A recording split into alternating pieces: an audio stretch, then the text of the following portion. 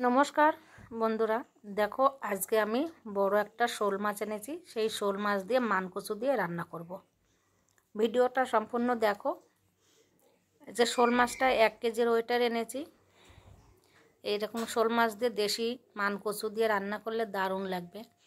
আমাদের ঘরের পাশে একটা মানকচু হয়েছিল, সেটাকে আজকে তুলেছি, ওইটা দিয়েই আজকে রান্না করব।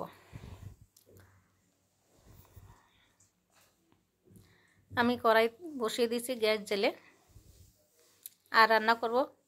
এটা হচ্ছে কলমি শাক ভাজা করব, আর এই মোরলা মাছের ঝাল বানাবো।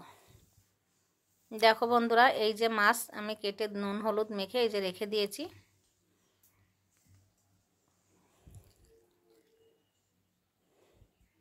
কড়াই আমার গরম হয়ে গেছে। এই কড়াইতে এবার তেল দিয়ে দেবো।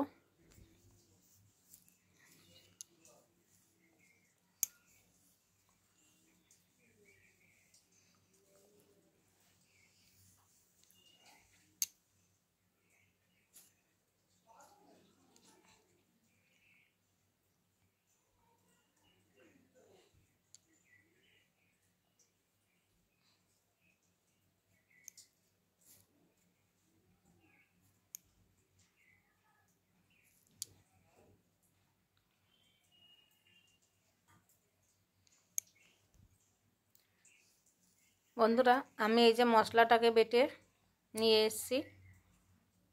এই যে মাছ ভাজা হয়ে গেল, মাছ ভাজাটা বসিয়ে দিয়েছিলাম, মাছ ভাজাটা তুলে নিচ্ছি। দেখো বড় বড় শোল মাছ। এবার আমি দিয়ে দেব সাদা জিরে ফোড়ন দিয়ে দেব। দিয়ে কচুটাকে সিদ্ধ একটু করে নিয়েছিলাম। কচুটা এত ভালো কচু, বেশিক্ষণ সিদ্ধ করতে সময় লাগেনি, অল্পতে সিদ্ধ হয়ে গেছে। এবার কচুটাকে আমি এই ফোড়নের তেলের মধ্যে দিয়ে দিলাম, একটু ভেজে তুলে নেব। নিয়ে এতে আদা বাটা, জিরে বাটা আর দিয়ে দেব ধনে বাটা দিয়েই আমি এটাকে রান্না করব। খেতে অসাধারণ লাগবে। নুন দিয়ে দিলাম পরিমাণ মতন, হলুদ দিয়ে দিচ্ছি পরিমাণ মতন, ধনের গুঁড়ো দিয়ে দিলাম, জিরের গুঁড়ো দিয়ে দিলাম। দিয়ে এটাকে ভালো করে কষে নেব। একটু দিয়ে দিলাম লঙ্কার গুঁড়ো কাশ্মীরি। এটাকে ভালো করে কষে এবার দিয়ে দিলাম আমি কচু ভাজাটা। দিয়ে বন্ধুরা, এই মাছের ঝোলটা করে খেয়ে দেখো, দারুণ দারুণ লাগবে। অসাধারণ একটা রেসিপি।